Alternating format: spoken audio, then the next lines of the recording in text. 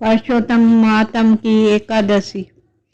श्री युधिष्ठिर बोले, हे राधा, आप अधिक मास के कृष्ण पक्ष की एकादशी का नाम तथा व्रत विधि बदलाए। श्री कृष्ण भगवान बोले, हे राजन, उस एकादशी का नाम परमा है। इसके व्रत से समस्त पाप नष्ट होकर उस लोक में सुख तथा परलोक से मुक्ति मिलती है। इसका व्रत पूर्व अधिक कविति से करना चाहिए। भगवान को निरोत्तम के धूप दीप नैवेद्य पुष्प आदि से पूजा करनी चाहिए। इस एकादशी के विषय में एक मनोहर कथा है जो महर्षियों के साथ काम्पल्य नगरी में हुई थी। कहता हूँ, ध्यान पूर्वक सुनिए। काम्पल्य नगरी में सुमिदा नाम की एक ब्राह्मण रहता था। उसकी स्त्री पवित्रता अत्यंत पतिव्रता थी। वह किसी पूर्व जन्म के कारण अत्यंत दरिद्र थी। उससे भिक्षा मांगने पर भी भिक्षा नहीं मिलती थी। वह सदैव वस्त्रों से रहित हुए भी अपने पति की सेवा करती थी। वह अत्यधिक अन्न देकर स्वयं भूखी रह जाती थी। पति से कम किसी वस्तु को नहीं कहती थी। अब सुमिदा ने अपनी स्त्री को अत्यंत दुर्बल देखा तो बोला, हे प्रिय, जब मैं धनवानों से धन मांगता हूँ तो वो कुछ भी मुझे नहीं देते। गृहस्थी केवल धन से चलती है। अब मैं क्या करूं? इसलिए यदि तुम्हारी राय हो तो मैं परदेश में जाकर कुछ उद्यम करूं, क्योंकि विद्वानों ने उद्यम करने की प्रशंसा की है। इस पर उसकी स्त्री विनीत भाव से बोली, हे पतिदेव, मैं तो आपकी आज्ञा का पालन करती हूँ। पति अच्छा हो बुरा हो, जो कुछ भी कहे पत्नी को वही करना चाहिए। मनुष्य को जो पूर्व जन्म में कर्मों से फल मिलता है, सुमेर पर्वत पर रहते हुए भी मनुष्य को बिना दान के स्वर्ग नहीं मिलता। पूर्व जन्म में जो मनुष्य विद्या और भूमि दान करते हैं उन्हें इस जन्म में विद्या और भूमि मिलती है। विधाता भाग्य में जो कुछ लिख देता है वह टल नहीं सकता।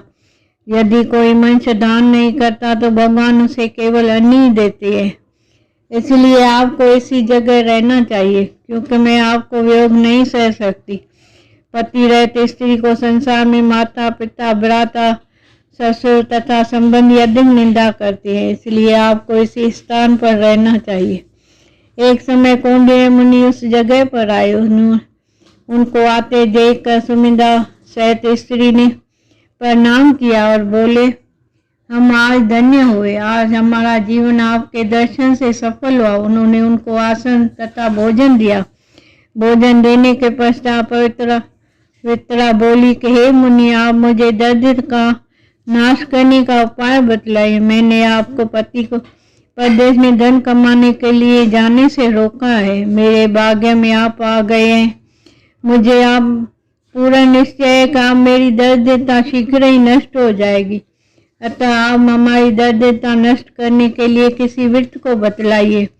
इस पर कौंडिन्य मुनि ने कहा कि मलमास के कृष्ण पक्ष की परमा एकादशी के व्रत समस्त पाप दुख दरिद्रता आदि नष्ट हो जाती है। जो मनुष्य इसका व्रत करता है वह धनवान हो जाता है। इस व्रत में नाच गाना आदि सहित रात्रि जागरण करना चाहिए। कुबेर को महादेव जी के इस व्रत को करने से धनापत कर दिया। इसी व्रत के प्रभाव से सत्यवादी राजा हरिश्चंद्र को पुत्र स्त्री और राज्य प्राप्त हुआ था। उसी मुनि ने उसको एकादशी के व्रत की समस्त विधि कह सुनाई। वह मुनि फिर बोले कि ब्राह्मणी, पंचरात्रि व्रत इससे भी अधिक उत्तम है। परमा एकादशी के दिन प्रातः काल नित्य कर्म से निवृत्त होकर विधि पूर्वक 5 रात्रि व्रत आरंभ करना चाहिए। जो मनुष्य 5 दिन तक निर्जल व्रत करते हैं वो अपने माता पिता स्त्री सहित स्वर्ग लोक को जाते हैं। जो 5 दिन तक संध्या को भोजन कराते हैं वो स्वर्ग को जाते हैं। जो मनुष्य स्नान करके 5 दिन तक ब्राह्मणों को भोजन कराते हैं उन्हें समस्त संसार के भोजन कराने का फल मिलता है। इस व्रत में जो घोड़े का दान करते हैं उन्हें तीनों लोकों का दान करने का फल मिलता है। जो मनुष्य उत्तम ब्राह्मण को तिल सहित दान करते हैं तिल की संख्या के बराबर विष्णु लोक में रहते हैं। जो घी का पात्र दान करते हैं वे सूर्य के लोक में जाते हैं। जो 5 दिन तक ब्रह्मचर्य पूर्वक रहते हैं देवांगनाओं के साथ स्वर्ग में भोग करते हैं। हे पौत्र, तुम अपने पति के साथ इसी व्रत को करो, उसमें से तुम्हें सिद्धि प्राप्त होगी और अंत में स्वर्ग में जाओगे। कौंडिन्य मुनि ने कहे अनुसार उन्होंने परमा एकादशी का 5 दिन तक व्रत किया। व्रत समाप्त होने पर उसने देखा कि राजकुमार उसके सामने खड़े। राजकुमार ने एक उत्तम गृह दिया, सब वस्तुओं से सजा हुआ था, रहने के लिए दिया। राजकुमार उसको एक ग्राम देकर अपने महल को चले गए। वह दोनों इस व्रत के प्रभाव से इस लोक में अनंत सुख भोग कर अंत में स्वर्गलोक को गए।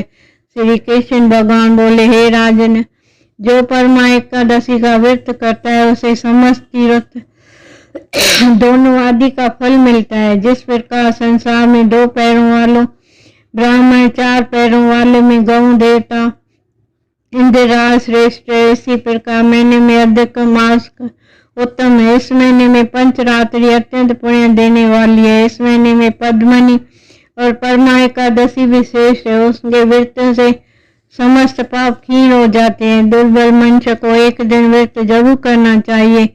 जो मनुष्य अधिक मास में स्नान तथा एकादशी व्रत नहीं करते उन्हें आत्मघात का पाप लगता है। यह मनुष्य योनि बड़े पुण्यों से मिलती है, इसलिए मनुष्य को एकादशी का व्रत अवश्य करना चाहिए। हे युधिष्ठिर, जो आपने मुझसे पूछा सो मैंने आपको बता दिया। अब आप इसका व्रत भक्ति पूर्वक कीजिए। जो मनुष्य अधिक मास में परमा एकादशी का व्रत करते हैं वह स्वर्गलोक में जाकर इंद्र के समान सुखों को भोगते हुए तीनों लोकों में वंदनीय होते हैं। इति एकादशी व्रत महात्म कथा समापन। जय श्री कृष्ण। राधे कृष्ण।